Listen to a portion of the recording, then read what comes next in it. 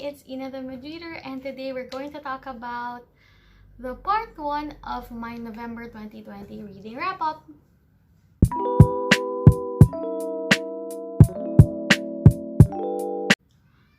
Okay, so today I'm going to share with you the audiobooks that I read this November. It's actually quite surprising to me while I was doing my reading tracker that I read an equal division of 9 audiobooks and 9 ebooks. This month I wasn't able to read a physical book, but that's fine. I was really busy, and the audiobooks did save the day, and today I'll be going through each one of them, and you'll know the other part on the next video, including my reading stats.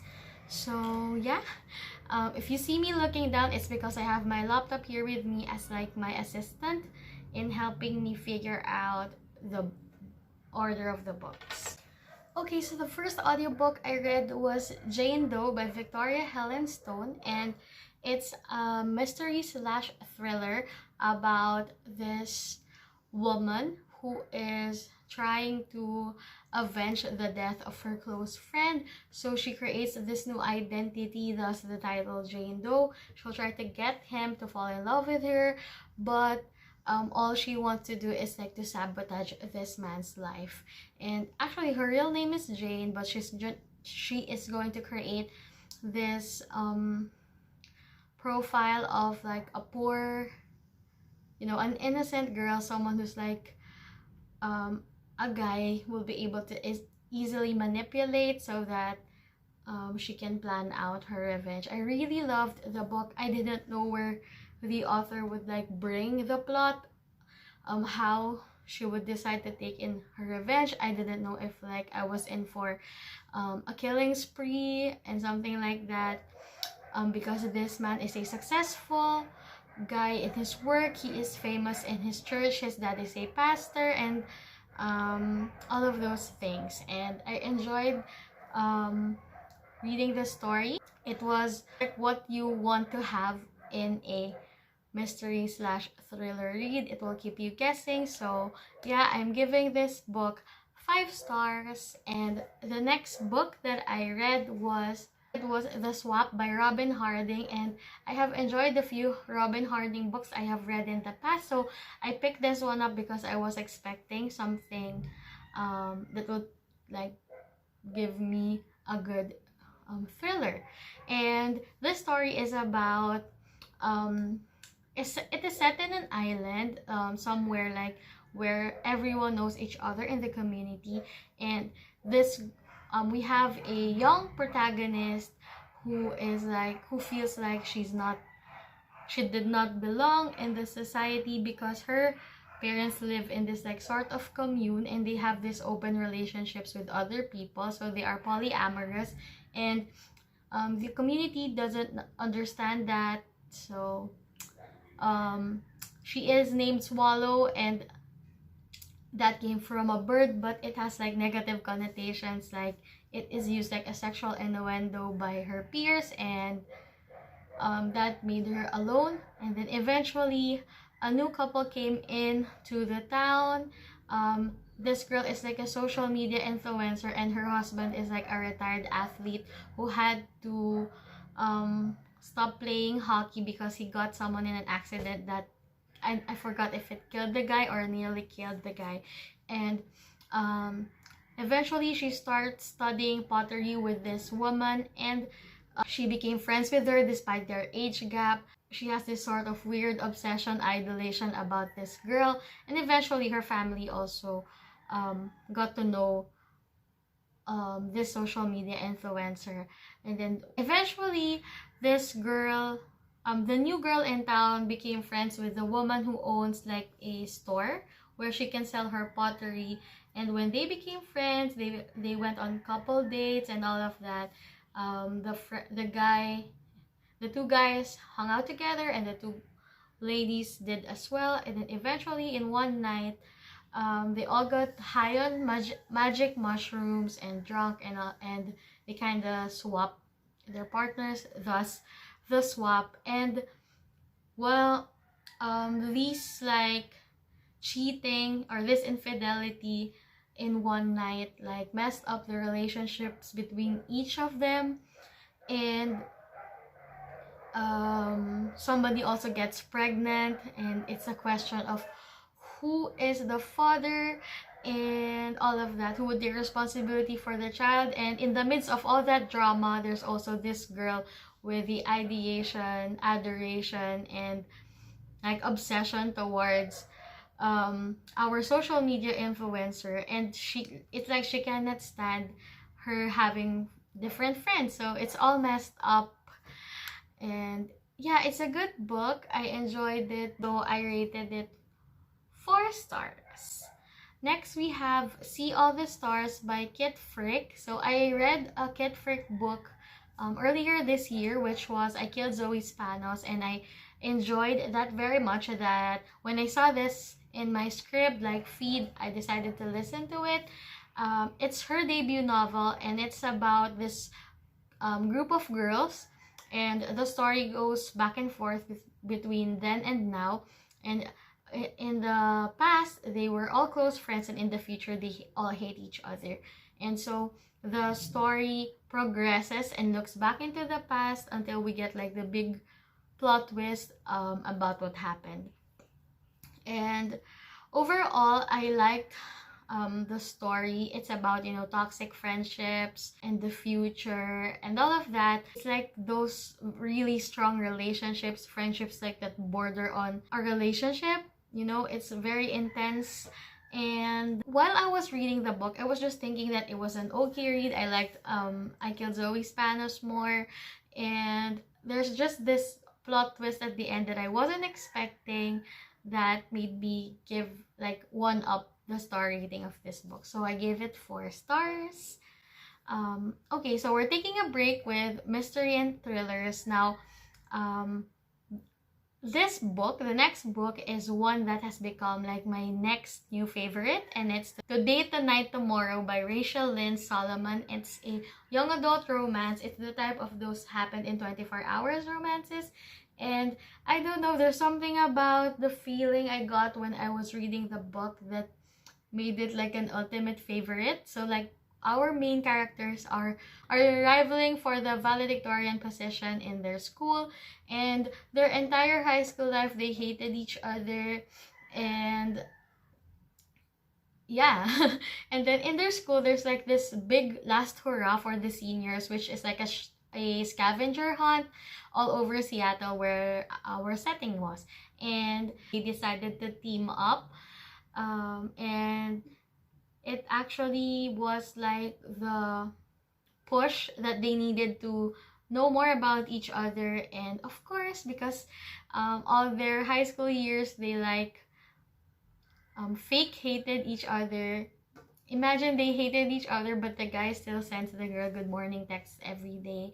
But they were just rivals, and yeah, it was really cute. Their enemies to friends to lovers romance, and the way the story unfolded between the two of them was very sweet. I enjoyed the entire book. I wish it lasted longer, and I was really rooting for the characters. And I also love how the author like made this love letter to Seattle, though I haven't been in Seattle aside from like the shots from Grey's Anatomy. Being like in their scavenger hunt also made me like have a virtual tour in my mind, like an imaginary tour of the place. And yeah, overall it was a really good book. I recommend it to everyone and given it 5 stars. Down to the 5th book, and this one is The Good Girl by Mary Kubica, and it's a story wherein this girl was abducted because her father was a judge. And the story begins when she is returned back to her parents' home.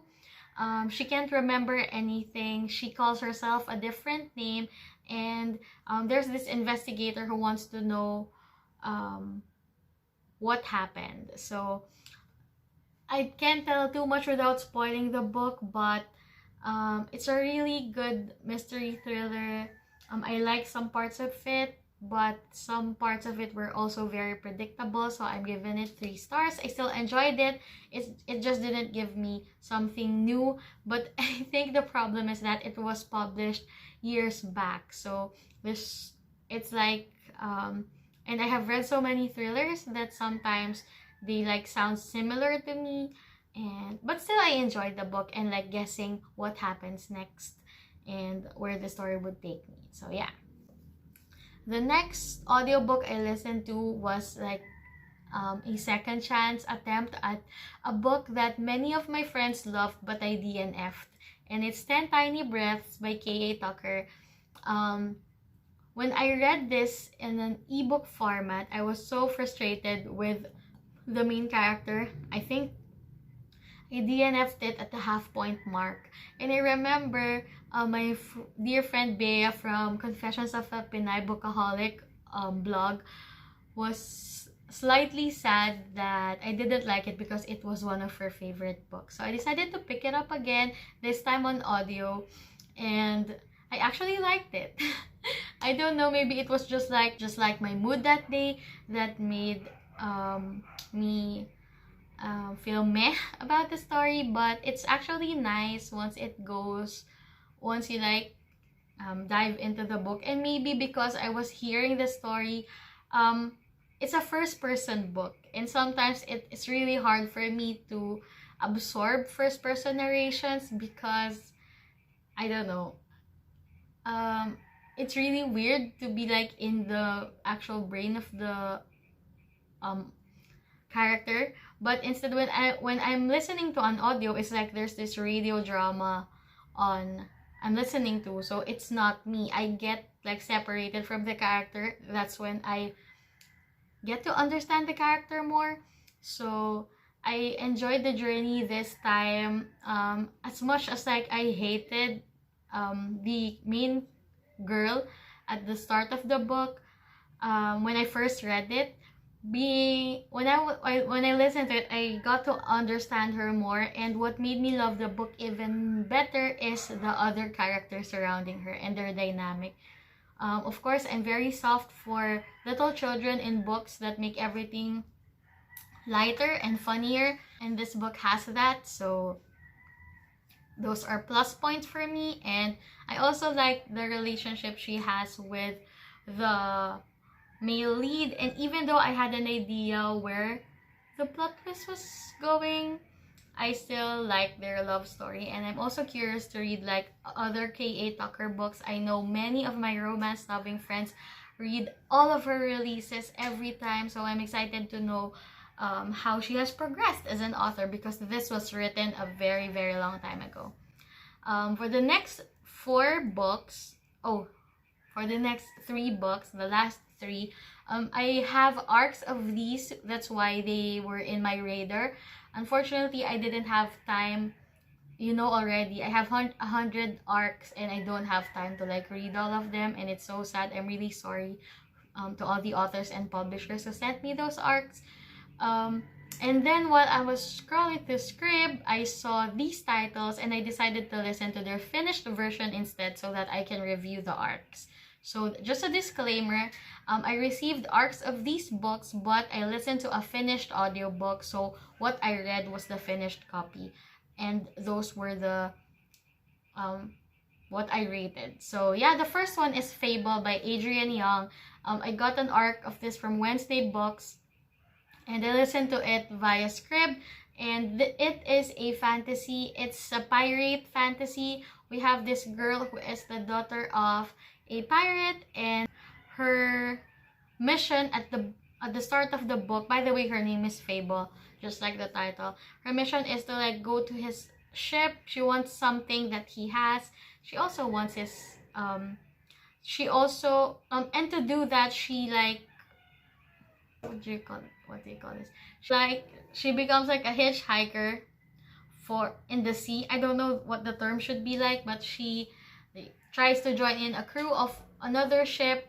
I think it's also a ship owned by her father, and they go into this adventure. And I really enjoyed the book. I love the descriptions, and it was a really immersive experience listening to it on audio. And I have a full review of this that's like more coherent, more concise than me rambling. I'll link it down in the description. I also I rated that book 5 stars. And next we have Athena's Choice. It's a science fiction book which I haven't read in a while. It's by Adam Boostrom, and I saw it in audio. I decided to pick it up. It answers the question like what would the world be like if there were no men. So in this book there's like this pandemic, a virus wherein only men were infected, so every one of them died. And there, in this time in the future, people are considering what would it be like if we reintroduce men into the society. So there's this scientist who has created like a new breed of men, and there's all the world is torn in half on whether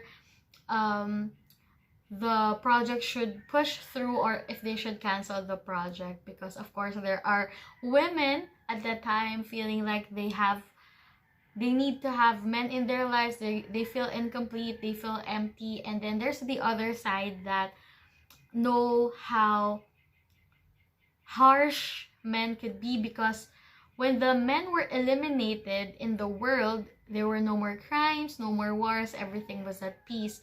The only cause of death usually are suicide attempts of women who miss having men in their lives. So it's a really cool premise, and I enjoyed where the story went. So yeah, I gave this book 5 stars. The last audiobook I listened to is The Afterlife by Melanie Summers.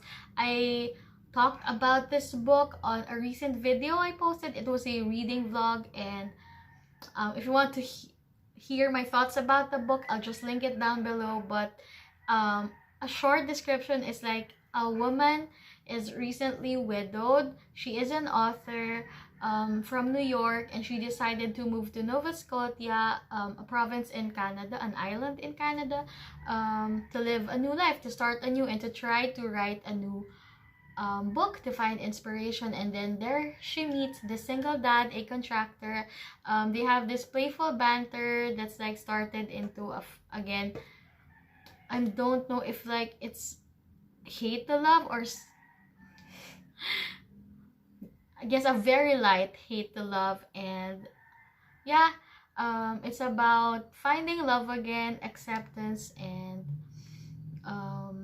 enjoying the next journey of your life, moving on, and all of that. I really loved it. I rated it 5 stars. So yeah, those are the 9 audiobooks that I read for November.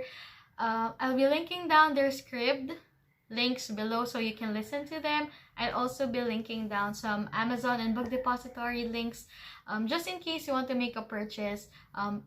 And of course, those will be affiliate links, but there will be no additional cost to you if I earn a small commission for it. I would only use those small commission to buy a book for myself. So if you would do so, make a purchase, I would really appreciate that. Thank you so much in advance. And yeah, please watch out for the part 2 of this video where I talk about all the ebooks I read and my reading stats for November. See you tomorrow. Bye!